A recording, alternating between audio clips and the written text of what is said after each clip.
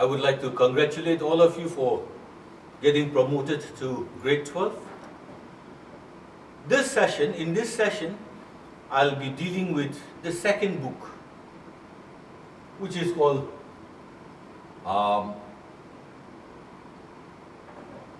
Politics in India After Independence. So, in today's session, we will discuss about the first chapter, that is challenges of nation building. In this chapter, we will discuss about India's independence and the problem faced by the country after attaining her independence. We will also be discussing about the creation of states. So, to begin with, let us discuss about the period of independence. India attained her independence on the 15th of August 1947. So on the eve of India's independence, the first Prime Minister of India, Pandit Jawaharlal Nehru, addressed a special session of the Constituent Assembly at the midnight of 14th and 15th August. And in this session, he addressed the Constituent Assembly, expressing his vision about the newly born nation. So this speech given by Jawaharlal Nehru at the special session of the Constituent Assembly is popularly known as the Tryst with Destiny.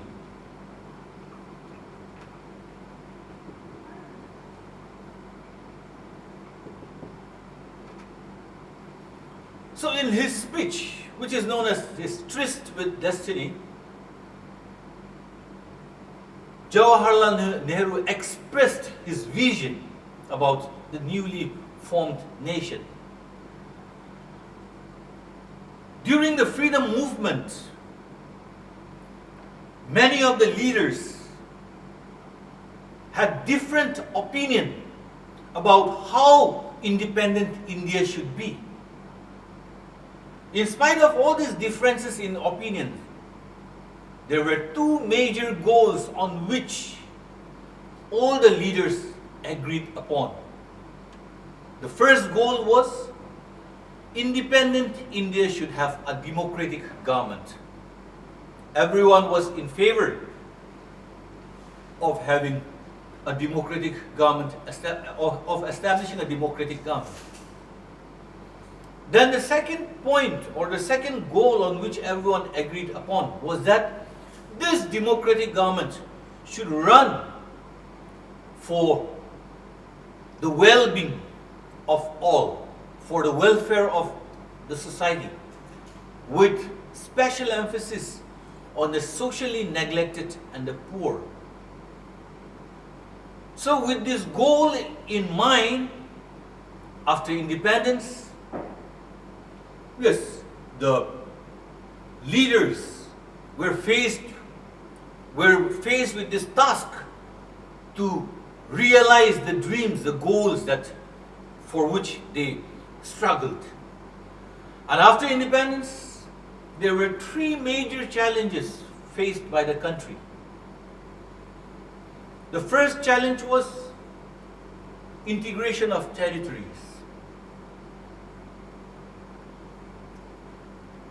Before independence, India was made up of many small kingdoms, small independent kingdoms, which were brought under dominion by the colonial British rulers. So it was announced that after independence, these princely states, which were under the British rule, will also be independent. The control or the dominion of the British will end after the declaration of independence. So there was 565 independent kingdoms at the time of independence.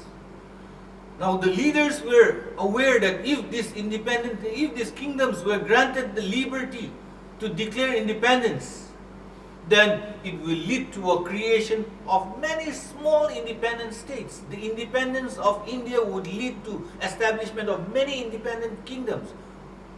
So the leaders knew that in order to establish a strong nation, it was necessary to integrate all the territories under the Union of India. So that was the first challenge. Then the second challenge was establishment of democracy. We have learned in the previous class, in class 11, that we have learned about the constitution. So after India's independence, India framed a new constitution. India adopted a new constitution. In the Constitution of India, the constitution provides fundamental rights to its citizens, the right of voting to its citizens. And so the country was the country had a representative democracy in which rulers were elected by the people. Now it was, though the constitution provides rights to the citizens, it was a major challenge for the leaders to bring about these rights and these freedoms to be implemented practically and not just in words. So that was another challenge faced by the country. Then the third challenge was development and well-being of the citizens. We have already learned in history that during the almost 2 centuries of British rule in India, the welfare of the citizens were neglected. So the leaders were faced with this gigantic challenge of bringing development and promoting social and economic well-being of the citizens. So these were 3 major challenges faced by the country at the time of independence. As I have already mentioned, the independence of India came along with a very heartbreaking event. Why? Because the independence of India led to the partition of the country. 2 new nations emerged. And it was declared that all the regions which has a majority of Muslims will be merged into the new Muslim nation of Pakistan. But unfortunately, there was no particular region known as or called a Muslim belt. But there were 2 regions where there was a majority of Muslims, one in the east and one in the west. In certain parts of the province of Bengal, there was a majority of Muslim, and in the western part, which covers the province of the northwestern frontier province and the province of Punjab, there were majority Muslims. So the creation of Pakistan led to the bifurcation of the province of Bengal and bifurcation of the province of Punjab. Moreover, all the Muslims were not in favor of establishing a Muslim nation. One person who was strongly against the establishment of Muslim nation was Khan Abdul Ghaffar Khan.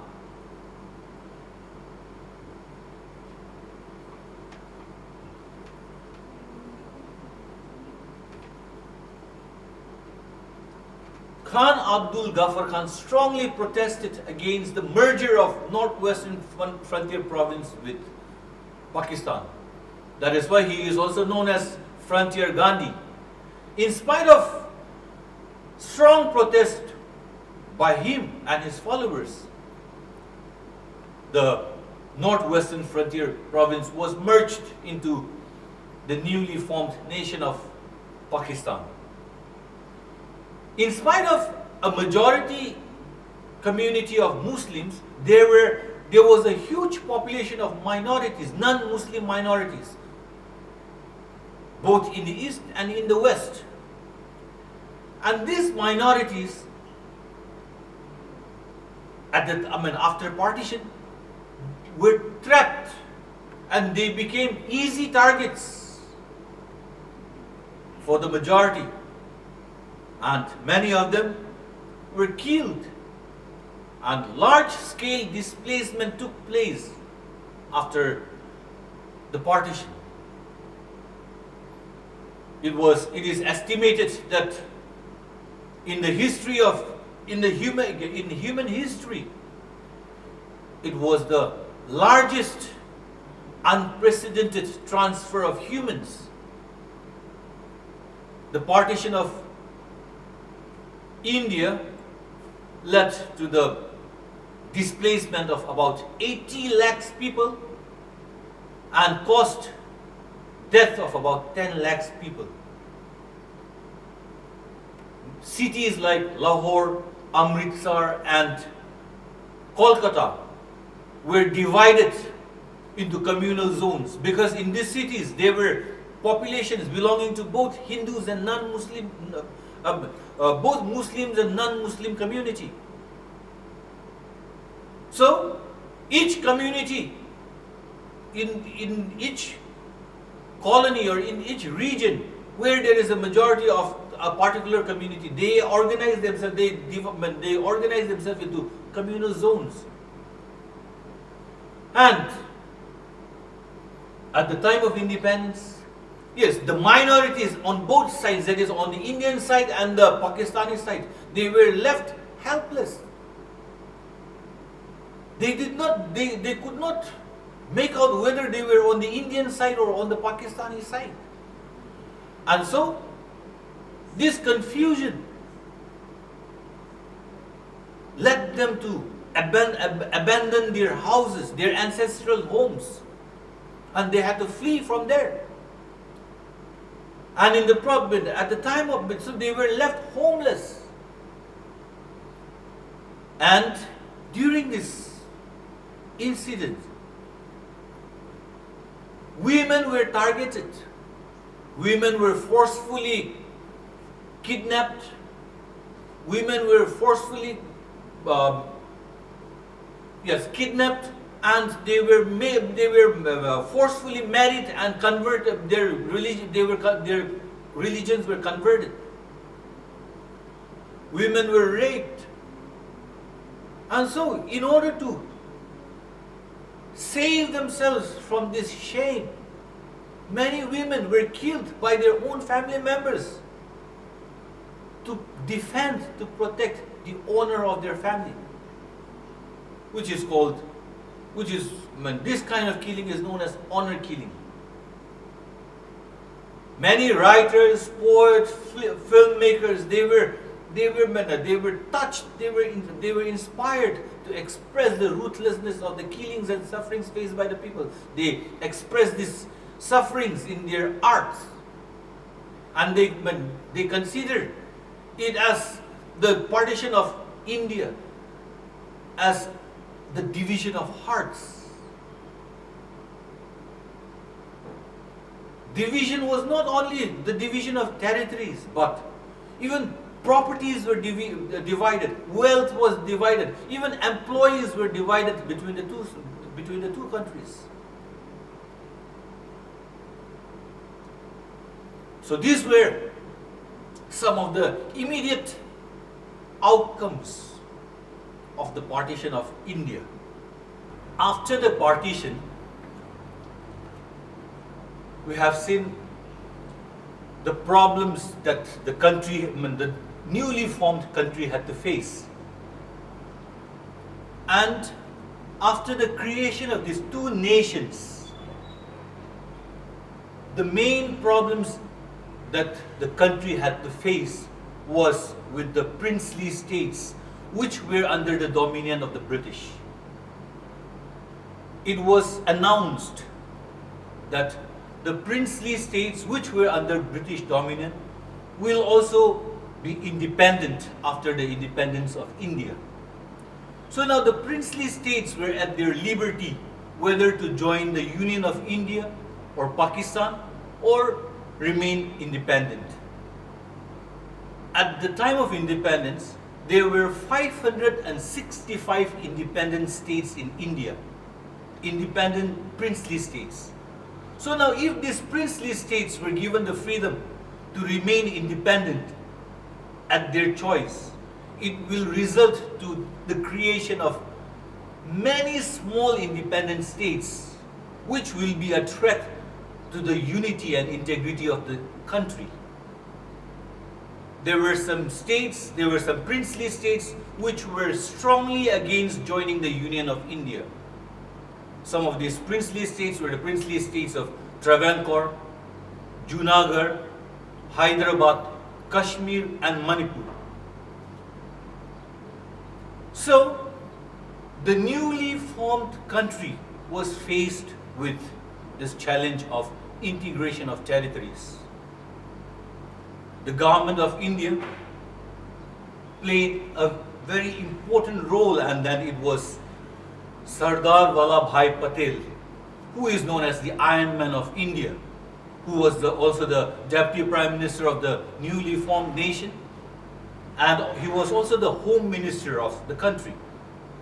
He played a major role in the integration of all these princely states. He adopted a policy of negotiation with the princely rulers. He took a very firm but diplomatic stand to convince these rulers to join the Union of India. So, the government adopted three main policies, three main approaches to convince these princely states to join the Union of India. The first condition was that the citizens in the princely states had the willingness to join the Union of India rather than remain under their princely rulers. So there was one condition through which the Deputy Prime Minister tried to convince the princely rulers to join the Union of India. Then the second condition was that the government promised the princely rulers to give some flexibility in the governance by giving them autonomy, that is, the authority to manage their own princely states under the government of India. That was the second condition through which Sardar Patel tried to convince the princely rulers.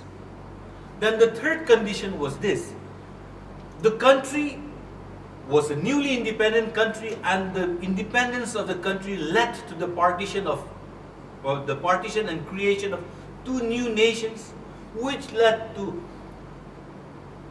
very set situations and set events of violence, division of properties, then displacement of people. So it was a fresh experience to the newly independent nation.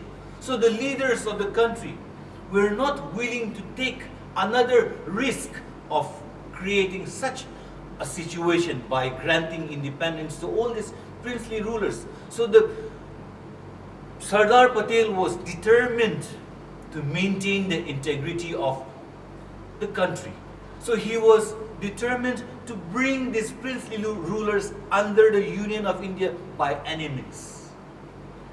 So most of the princely rulers were convinced to join the Union of India by signing an agreement known as the Instrument of Accession.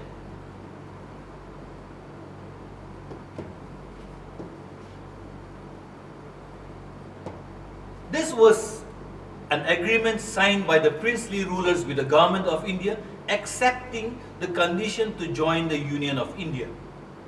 So most of the princely rulers accepted this condition, except for a few states, as I have already mentioned earlier. Junagadh was one, the kingdom of Junagadh was one such states which was not willing to join the Union of India. The Nawab of Junagadh was a Muslim, but the majority of the population in Junagadh were Hindus. But the Nawab of Junagadh wanted to join Pakistan. So what happened? There was a conflict, and as a result of which a plebiscite took place, and more than 90% of the citizens of Junagadh decided to remain with India. So what finally happened was the Nawab of Junagadh had to flee to Pakistan, and he settled down in Pakistan, and Junagadh became a part of India. Then another such kingdom was the kingdom of Hyderabad. The kingdom of Hyderabad was the biggest kingdom in the Union in India. The kingdom of Hyderabad included these modern day states of Karnataka, Andhra Pradesh, Kerala, and Tamil Nadu. The kingdom of Hyderabad was ruled by the title of the kingdom, the title of the ruler of the kingdom of Hyderabad was Nizam. So the Nizam of Hyderabad was one of the richest men during his time. So he was not willing to join the Union of India. So in 1947, the Nizam of Hyderabad entered into a treaty known as the Standstill Agreement, while the Indian government and the Nizam of Hyderabad were having a negotiation on joining the Union of India. So it was a treaty for 1 year. In the meantime, in 1948, a revolt of the peasants occurred in the Telangana region against the Nizam. So when this revolt broke out, the Nizam sent his paramilitary force, who were known as the Razakars.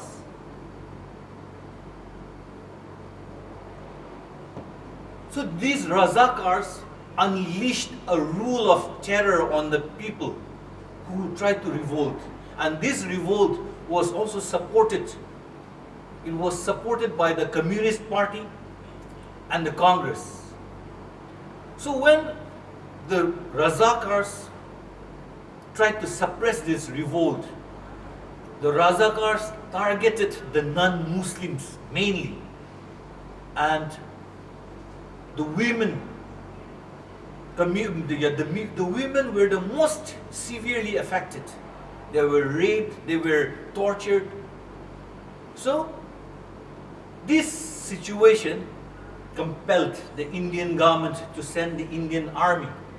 So Indian forces were sent to suppress this oppressive action of the Razakars, after which the Nizam had to surrender in 1948. That was how, after the surrender of the Nizam, Hyderabad was merged with the Union of India. Another kingdom was the kingdom of Manipur. A few days before the independence of India, the government of India was able to convince the ruler of Manipur to sign the instrument of accession on the promise that the ruler of Manipur will be given the autonomy to exercise his control over his kingdom. So the king of Manipur, Maharaja Bodha Chandra, agreed and signed the instrument of accession. After signing the instrument of accession, yes, because of public pressure from the citizens of Manipur. The people in Manipur demanded for election. That is why elections were held in 1948 on the basis of universal adult franchise. So Manipur was the first state in India to conduct election on the basis of universal adult franchise. So members were elected to the state legislative assembly and Manipur became a constitutional monarchy in 1948. But what happened after the election? There was a difference in the opinion of the members of the legislative assembly. Some of the members of the legislative assembly felt that Manipur was an autonomous, independent state with an elected legislature. But the Congress party was of the opinion that Manipur was already merged with the Union of India. So this conflict in the opinion of the people of Manipur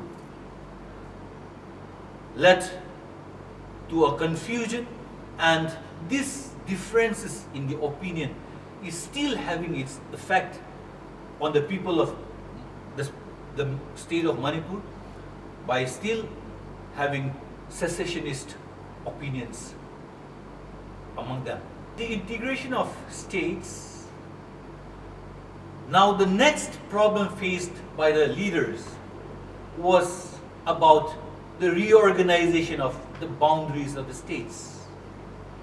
During the British rule, the British divided or created provinces on the basis of administrative convenience.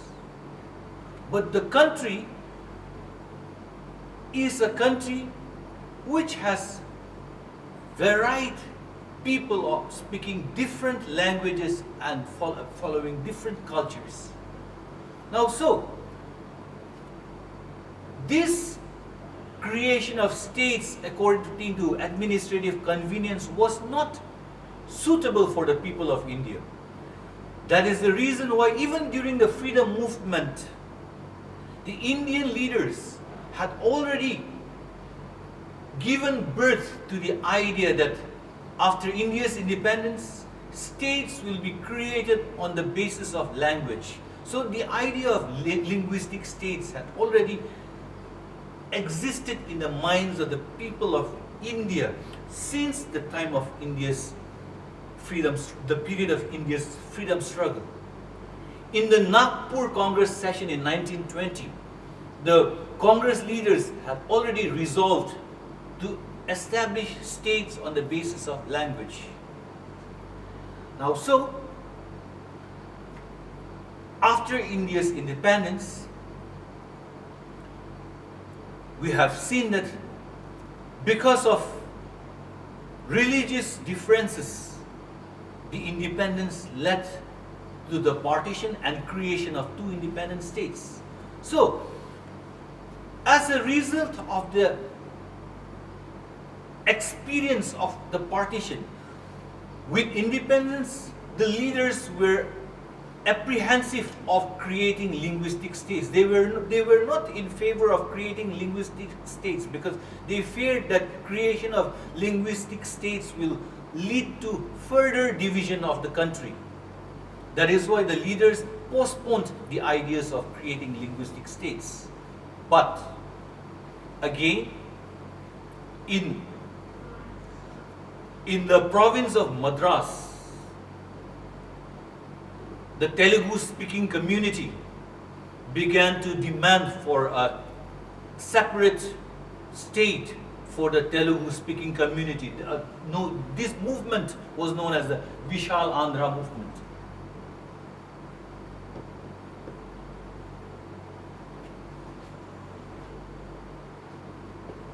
So the Vishal Andhra movement started,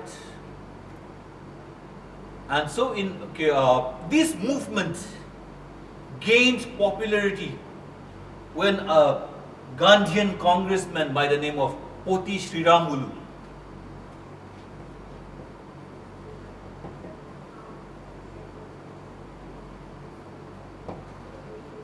Poti Sriramulu decided to go on a fast till the demand for a creation of a separate state for the Telugu speaking community was granted.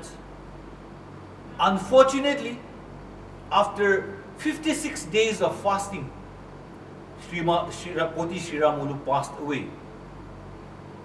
The death of Poti Sriramulu led to an upsurge of violence among the Telugu speaking region, which compelled the government of India to grant statehood and creation of Andhra Pradesh in 1952.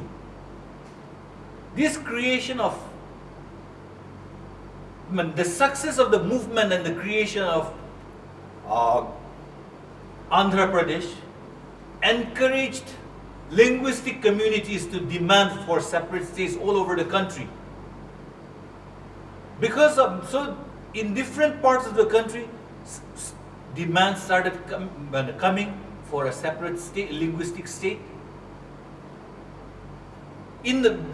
These compelled the government of India to set up the State Reorganization Commission in 1953.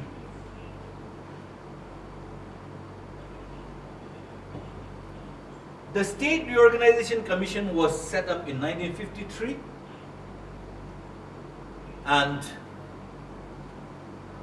the duty of the State Reorganization Commission was to make a study on the linguistic communities and to suggest measures for creation of linguistic states. So the State Reorganization Commission gave its report to the government, and according to the report from the State Reorganization Commission, the State Reorganization Act was passed in 1956, which resulted to the creation of 14 states and 6 union territories. But the demand for separate states did not end with the creation of the State Reorganization Act. Even after passing the State Reorganization Act and creation of linguistic states, demand continued. There was a demand for a separate state for the Punjabi speaking communities in Punjab. 1956, the demand for a separate state for Punjabi speaking community began from East Punjab. As I have already mentioned earlier in the previous session, that at the time of partition, the province of Punjab was not a province with Muslim majority. So what happened? The province of Punjab was bifurcated. In the same way, Bengal was not a Muslim dominated area. So East Bengal was also bifurcated into East Bengal and West Bengal. East Bengal became East Pakistan. So in the same way, the eastern part of Punjab was a region with a majority of non-Muslims. So in the eastern part of Punjab became a part of India, and in this part of Punjab now there were two communities again, Hindi speaking community and Punjabi speaking community. That is why now the Punjabi speaking community started demanding for a separate Punjabi state, which was not granted, but it was only in 1966 the province of Punjab or the state of Punjab was bifurcated, leading to the creation of the state of Punjab, Haryana and Himachal Pradesh. Then again, it was not only Punjab, but even in Maharashtra, there was a demand for a separate state for the Marathi speaking community from the state of, when it was formerly known as the state of Bombay. So the state of Bombay was also divided, and it was divided into, later it was divided into the state of Maharashtra and Gujarat in 1956. Then we have many other states which were created later. The last state which was created was the state of Telangana, which was carved out of the state of Andhra Pradesh in 2015. And the demand for new state is still continuing in many parts of the country. In the northeastern region, there are still demands for separate states. In the state of Assam, there is demand for a separate state for the Bodos, the Karbis. So this demand for separate states continued, is still continuing, and the problem of integration is still existing in the country. So with this, we close this session. In this chapter, we have discussed about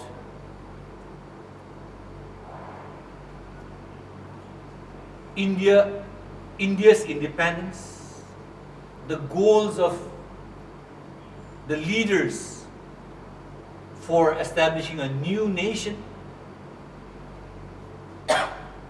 We have discussed about the problems faced at the time of partition. We have discussed about the role of the leaders of the country, especially the Deputy Prime Minister, in integration of the states. We have discussed about how some of the princely rulers and princely states which were not willing to join the Union of India were convinced and they were brought under the Union of India. We have discussed about the various steps at the time of reorganization of state. So with this, we end this session. Thank you for viewing. Take care of yourself, stay safe, stay home.